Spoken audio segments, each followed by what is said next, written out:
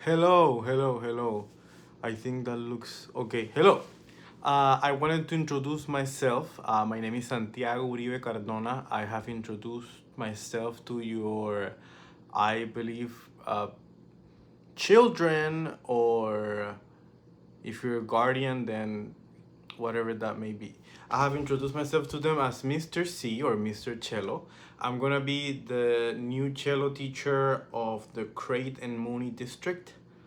I started on January the 8th, so it's been around a couple weeks since I've had the privilege of working with them.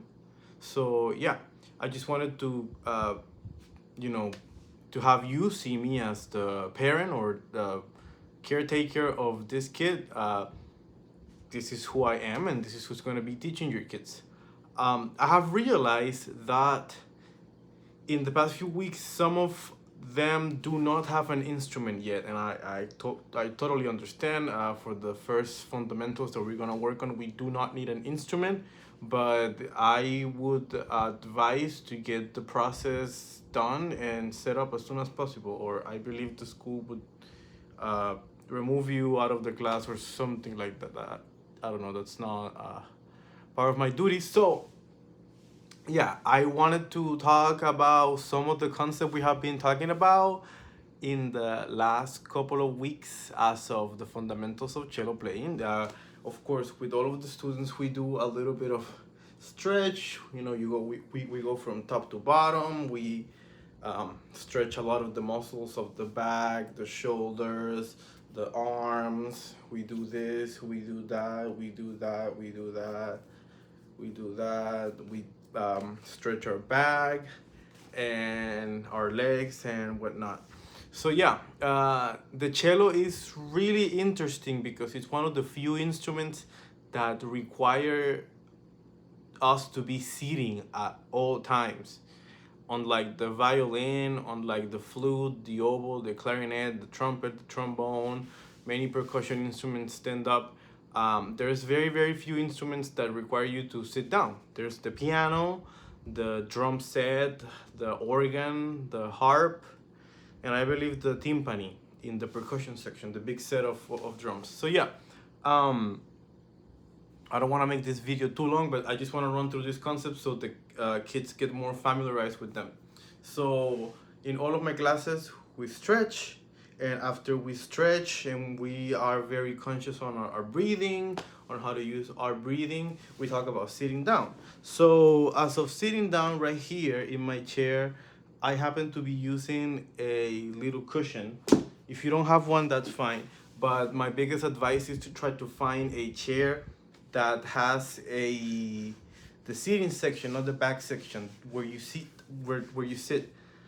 It's flat, so it's not going down like this. If it's going down like that, which is not really common in like furniture chairs that you find in a house, then don't worry about that. But it needs to be flat. So if it's caving down, that's gonna cause a lot of back issues.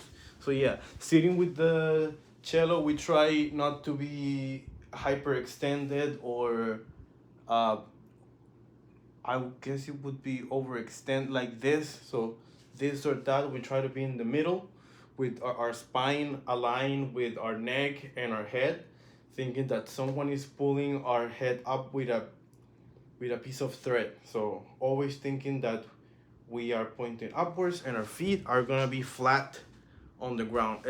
It's unfortunate that I doesn't show on this chair, but our feet always gotta be flat on the ground. I have explained that we have to imagine us to be like a tree. So the tree has roots that are really deep in the ground and serve as the foundation, and the leaves are always pointing upward looking for the sun. So our head's gonna be the leaves of the tree, always looking for the sun, and our feet are gonna be the roots of the tree. Great. So we sit down like that. Next thing, parts of the instrument. So really quickly, I want to go over them from top to bottom. We talk about the scroll, which is the snail shell looking thing. The pegs of the cello, which is the ones we use for tuning, mine are a little different than the ones you might see, but they basically do the same thing. So the big black piece of wood right here, we call it the fingerboard, is where we place our fingers to make sound. This is called the neck of the cello. And yeah, we have the upper bow, lower bow, the C bow, which is where our bow is gonna go through. Our bow goes through that section so we don't hit the wood with that. The F hole, which is where the sound is coming out of. And let me take all of my extra materials off that you don't need to worry about right now. So yeah, let's continue. We have the 4 strings, A, D, G, and C. La, re, sol, do. That's how I was taught. We have the bridge, which is this piece of wood that serves as a bridge and basically divides the instrument in the middle. We have the tailpiece, which I just got changed this past week. And we have the end pin, which is where the stick that comes out so we can sustain it in the ground and it's really comfortable to play. Yeah, this is where we take it out, or we can put it all the way in and screw it back in. I have recommended my students to measure how much of the end pin they take out by using the width of their hands spread out like that. So I use twice the length of my hand, so it will be something like that. Their hands are gonna be way smaller, and you can do some adjustment depending on yeah, if you feel comfortable or not. So let's keep going. This video is gonna be around 10 minutes long, so please bear with me. They're gonna have a peg that's called the C peg. It comes out of here. You need to get that out of your neck at all times. So when you're sitting down, your head's never tilting like that, or you're moving it that way, because that's gonna create a lot of problems. Again, as I said, you need to be absolutely aligned with your center of gravity, so your head is resting normally against your neck, and your cello, if we put it in front of us, you realize that we cannot sit it on us, because otherwise we wouldn't be able to play. So we gotta put it on a side, on the side. So it's not straight all the time. What we do to avoid having neck problems is we tilt it this way and this way a little bit. So we compensate for that. So again, I've talked about the end pin. I put it in front of me and I put it to the side, and then I turn it like this a little bit. Okay, that's how I use it with the cello. As you can see, this is the cello, and there's 3 contact points that we need to talk about when we're in the sitting position. Again, everything needs to be aligned, it needs to feel really, really natural, and there shouldn't be any sort of weird contortions of the body. I personally believe that the cello is one of the most comfortable instruments to play, because with the violin you need to be holding it like that, or you don't need to be doing anything with your face or with your lips, so it's really, really comfortable to play. All right, so now that we have discussed that, yeah, the bottom, we call this piece right here, let me show you. This piece right here in the cello, we call it the button. And the button should be roughly in the middle of your chest. Right here, in the middle of your chest. And let me see. Sorry about that. So yeah, for the legs, this little piece right here, this little pointy piece is not really pointy, but you know, it looks pointy. From the back side of the cello, this piece should be up against this part of your leg. So the inside of the knee, this section goes on the inside of the knee, and the cello rests towards this leg. It's never being squished down, it's always resting.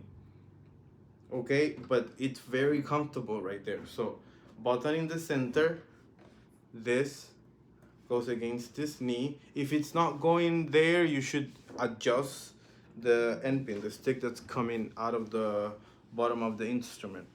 And then, not this part specifically, but this lip on this side should be in contact with the inside of your knee over here.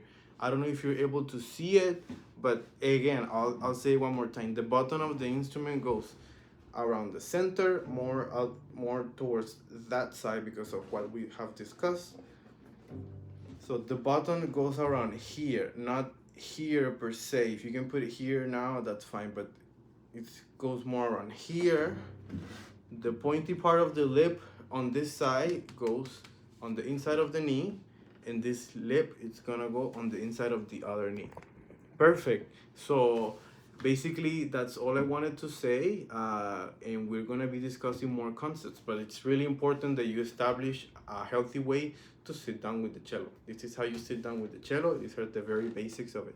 Once again, hello, I'm Santiago, and you can reach out through my email if you have any questions about your kids' development with the instrument. We're doing this, as I'm gonna put in my email, we're doing this not to for them to become the next concert artist. It would be great if they could, but I believe that music instills very valuable skill sets that are transferable to many other disciplines, and it's great to be a musician. Like, if there is one of the things that separates us from animals is that we can consciously decide to make art and make music, and what a better way to do it than with a cello.